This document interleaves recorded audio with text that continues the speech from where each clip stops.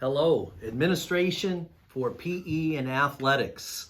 Welcome to another video with an athletic administrator. This is Roy Mulholland. Roy has been a women's basketball coach for most of his career. How many years, Coach? 36 this year. 36 years, and he has also been a professor. He's been a teacher of science, is where he started out in junior high, and came over to the college 25 years ago. 23. Yep. 23 years ago, and has been the women's basketball coach and department chair for most of those years. So he's had other duties besides just basketball. So he's talking to you as a administrator in terms of being a department head, and also in PE, and also in terms of his administrative duties in athletics. He served as an interim AD for a while as well. So he's had multiple administrative athletic experiences in both athletics and physical education. And we're here today to talk about this concept of primarily the personality ethic and the character ethic. And I've always enjoyed what Coach Mulholland has said about this. I think one of the reasons I have him speaking to you is that, in my opinion, this is inbred in him. And in fact, it comes out so naturally for him to see a situation and respond in character. I believe he doesn't even know he's doing it. Now, maybe that's not giving him enough credit, but what I'm saying is it was inbred in him from the time he came out of the womb. And he had marvelous parents, a fantastic family. They were committed to the church, but they kept first things first, in my opinion. So I've been able to be a friend that benefits from the teaching that he had. And I would have said I probably came a little bit more from a family that looked at the personality ethic more than he did. And so I enjoy hearing what he has to say kind of about this issue of character ethic versus personality ethic.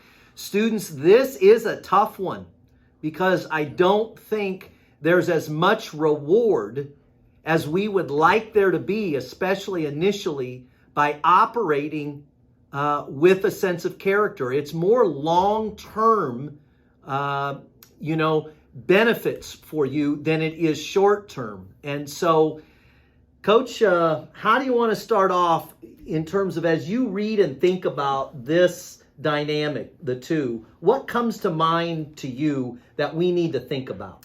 Well, I think maybe the place to begin is with sort of what I would consider to be a simple definition, right? So we kind of understand, and then we'll talk more about the particulars of it. But for me, personality ethic is much more the surface kinds of things, much more the immediate kinds of things, right? We like immediate feedback and we like immediate gratification, and those are more kind of personality ethic traits. Like in our society, it would be much more the marketing and the flash and all the fancy stuff.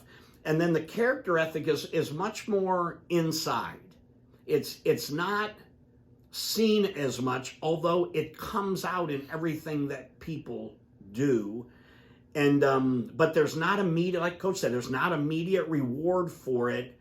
But there's just something that character ethic does for the person, how they see themselves, how they believe in themselves, the fact that they don't have to compare themselves to other people in order to have self-worth. There's just a whole different system that sort of the inward pieces bring to somebody that makes it incredibly important, and maybe even stand out more in today's society that is so much about the 15-second TikTok and the all of those other things that kind of happen. So I think we're really talking about more external things to really like things that are important deep down. And we can talk about some of those terms that kind of describe that.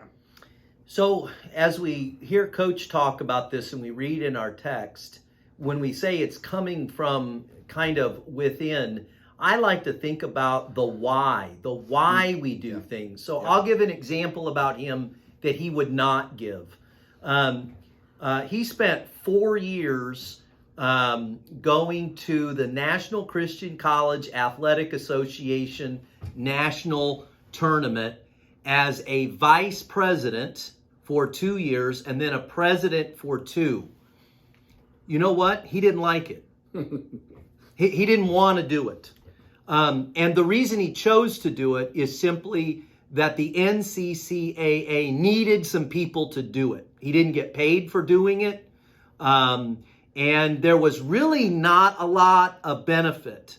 And if you walk into Coach Mo's office or whatever, he'll have some pictures up there, but you'll know he'll have them on the ground and he'll have them in different places. It wasn't worth it to him to put on a resume. He wasn't going to take the amount of time to do it for a resume builder. To be honest with you, he didn't need a resume builder. So there's one real practical reason.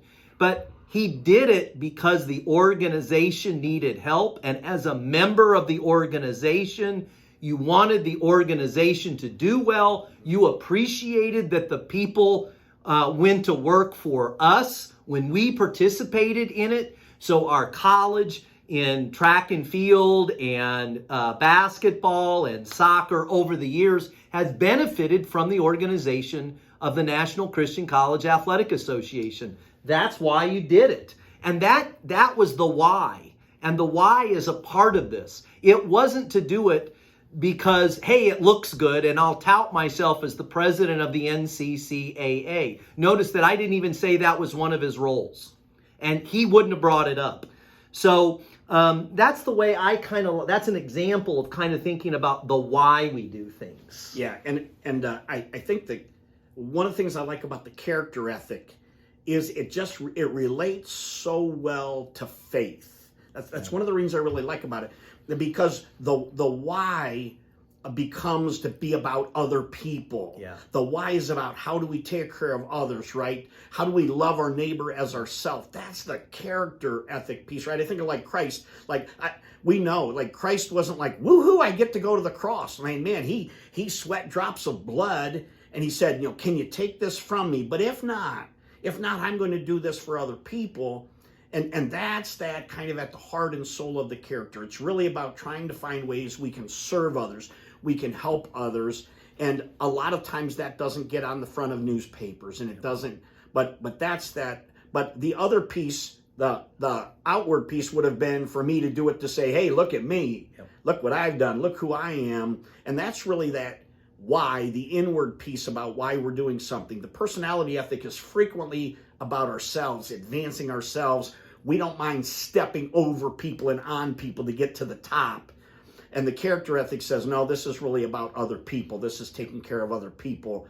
And that's just a great, I think the why question is a great, why am I doing this? What's the reason is a great way to differentiate those.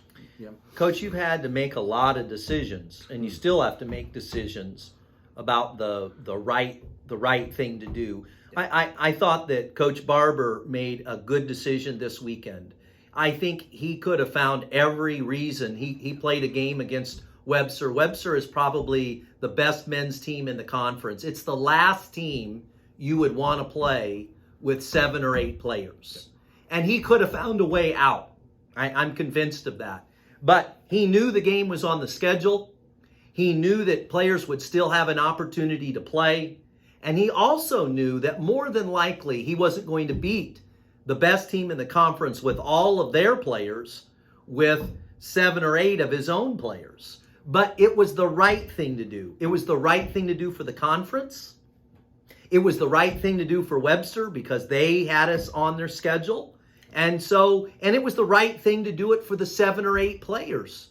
And so sometimes you make decisions like that, and that's part of the character ethic. So, Coach, can you talk about a time when maybe you were faced with a very tough decision? You could have gone either way, and you decided, you know what, here's what's best because of what's best for the other person or what's best for other folks in coaching. Yeah, that's interesting. Like one of the words that I really like that's associated with the character ethic is integrity. Yeah. Like I really like that word because like we're in charge of our own integrity. But once you lose it is really difficult to get back, right?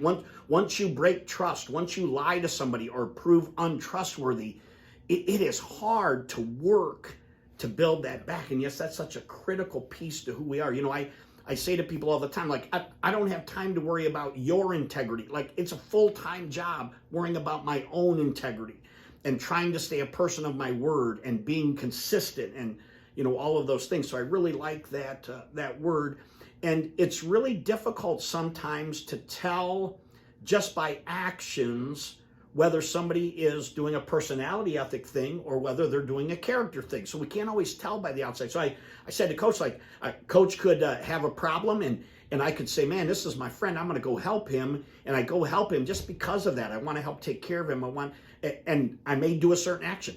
I may do that same action, but inside I'm thinking, wow, man, Coach is going to owe me one. Boy, I'm going to get some stuff out of this now. I'm going to be able to use him to advance. Right? Same action, completely different mindset, completely different ethic, right? In terms of personality or character, in terms of how we approach that.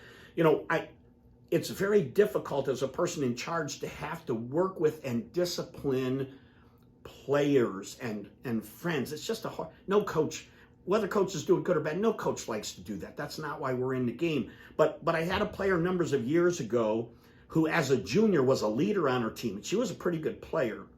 But she made some decisions that were, you know, sort of out of character for her. Right? I think in essence, I might look at her and say she had been a character ethic person, and all of a sudden she began to swing over here to this personality ethic and begin to make some decisions that were just good for her, not as much for the team, not as much. And she was part of our leadership group as a junior. And so through a series of conversations, I eventually dismissed her from our leadership group, not our team, but dismissed her from the leadership group. She wasn't fulfilling the responsibilities. And she took that pretty hard. And it was hard for our team. She was one of our good players. And we, you know, it wasn't the easy decision in terms of what was going to happen. We could have just coasted the rest of the year, not paid any attention to it, but that would have had its own consequences. So we struggled through a little bit, but we did all right. And the next year she came back and she was a different person. And she actually earned her way back on in the eyes of her teammates and her coaches back onto our leadership team.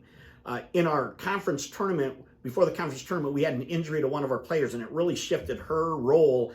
And she ended up to be the tournament MVP of the SLIAC conference tournament. We won, we went to the Division III. And that's good. Like, that's a fun story. We're glad it worked out well. They don't all. But I think the key piece to this was about a year later, I got a letter from her. And one of the things that she explained in the letter, she actually said, thank you for dismissing me from the leadership team. She said, nobody had ever done that to me before, and I was moving in an unhealthy direction, and somebody needed to call me into account for me to recognize what I was doing, where I was going, and for me to be able to make changes, and that had a significant impact on my life. Wow, they don't all turn out that way, and I wouldn't have guessed that, but that was the intent. To say, we believe in you and you're not living up to what we believe in you, and we got to make some changes and we need to call your attention to that. There's nothing fun about it. And sometimes you don't even see the results until down the road. But I think you make the decisions based on not, I'm going to be some authority figure. Boy, kids are going to look at me, look what a tough coach I am. But to say, what is actually best for this player? And then am I willing to take that step, whether it looks good to parents, it looks good to fans, like you got to dismiss that personality part of it and say, I think this is really what's best for this person, and I'm going to follow through on that, even though it is difficult. Yeah. And it really does. I mean, I wish I could say 100% of the time it pays off. That's not true. But I do think when you take the personality ethic, you'd be surprised how many times it does end up paying off and benefiting the person you're working with and sometimes yourself, even though that's not the goal. Yeah. You know, Christ calls us to a life with him. And lots of times when we read the Bible, the benefits aren't here and now. Sometimes they are. You know, there's benefits of peace. There's benefits of fellowship. There's benefits of wisdom. I believe that. God definitely intervenes. But the benefit that God is talking about is the benefit after death, the benefit with him for all eternity, the benefit of being in a loving relationship, and the benefit while we're down here to actually think like this, to think about other people as we live our lives, because they're short, and giving it to other people. That was the model that Jesus, showed us. And so what I'm saying is, this is difficult. Yeah. This is really hard. And you live in a culture that is built on the personality ethic. It just is. We live in a capitalistic society. And I'm not saying good or bad to any of that stuff. What I'm saying is that we're just built on that in America. We're built on me doing a good job selling you on a product that I have and you buying it, so that's my business. And I got to convince you that it's a great thing. And if I can make it popular, then you're more likely you're going to buy it. The kinds of things that Jesus is telling us about is those things are all good and fine at a level, but where I really want your heart and your mind is to think about me and your relationship with me and your relationship with the other people around you. So one last thing is primary and secondary greatness. Yeah, let me talk just a piece about that. I think the interesting thing about personality ethic, and one of the ways you're caught up in that, is there's always this striving for the next thing. Yeah. Right? So like, I have 5,000 likes. Now I want 10,000 likes. Or, whatever, all those things. There's always, I just made this much money, but now I want more. The personality ethic never has an ending to the striving, because self-worth comes from all of those things. Self-worth comes from external, whether I get likes, whether somebody responds to me, whether I'm climbing the ladder, and all of that is based on external other things. And the character ethic doesn't always have this striving. The character ethic has this contentment in the fact that we've created this thing inside ourselves where our image is not drawn off from others, but it's drawn off from whether or not we really are truly trying to help people. Like, we know ourselves, right? We know our motives. And so there's this lack of striving. And what I see in the personality ethic is I see people trying to fill whatever the void is, to fill the need by more and more. And so sometimes that takes on really sort of unhealthy forms, right? It takes on the form of alcohol, potentially, and maybe too much alcohol, being an alcoholic, pornography, drugs, sometimes sex, right? All of those things where this need to fill something that can't be filled that way, because it always just needs more and more. Whereas the character ethic has this peace and contentness, especially for Christians. We know who we are because Jesus loved us and he created us and he died for us. And so that character part is full within us. We don't have to compare ourselves to other people. And it just makes this huge difference in your life and the peace and contentment. I don't want to say that Christians are free of anxiety, and they're not, but I think there's a different peace there that happens because of prayer and fellowship and relationship with God, with others. That can happen there. And so then that kind of leads to this sort of last kind of thought, this what they would call primary and secondary greatness. Now, folks, one of the things that the book is very clear about, if you read it, is that they're not saying personality ethic bad, character ethic good. Right. What they're saying is personality ethic void of the character is empty.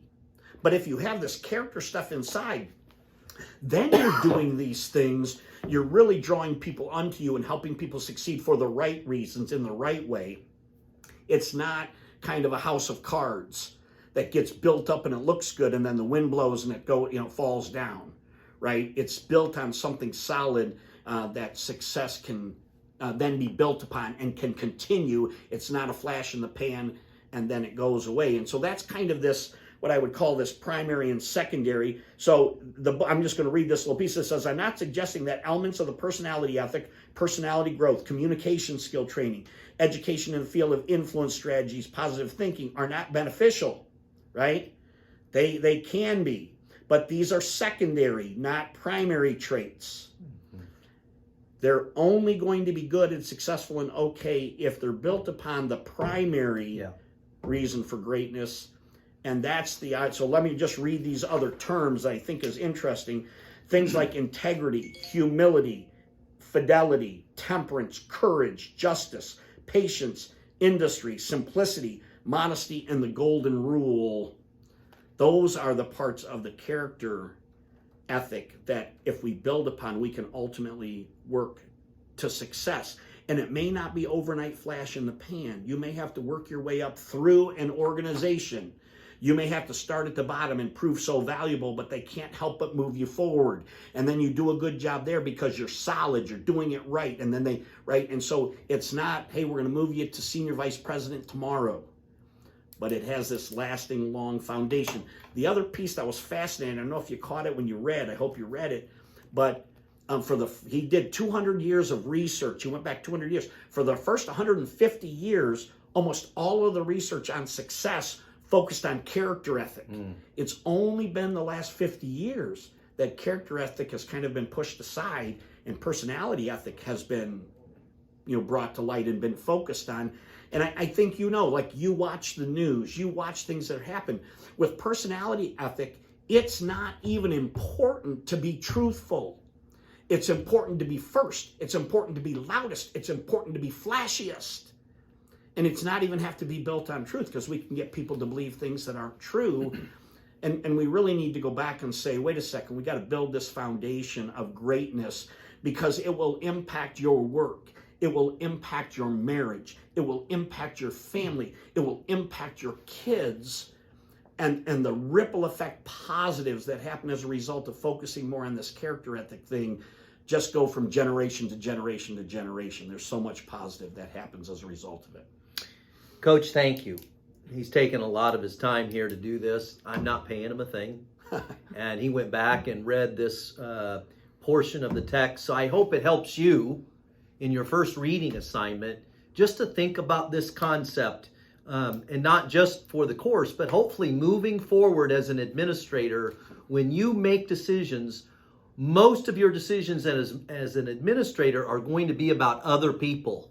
So how are you going to impact them, and how are you going to make the decisions that you make that impact other people? Yeah, let me just say this. So, we've read this and talked about this, and I just want to tell you that, like, if you want to have conversation about it, even if maybe you disagree, but if you want to have conversation, wow, let me know. This would be great conversation. I'd be glad to do it one-on-one or in a group, and we could have conversation. Not saying you need to, but I just want to let you know that I'm available, and it'd be kind of some fun conversation for us to have moving forward if you want to. So thank you. Our university is built upon the character ethic. That's what we're trying to do. Yep. We're not perfect, but that's what we're built upon. And that's what we're trying to teach you. Yep. Go get them.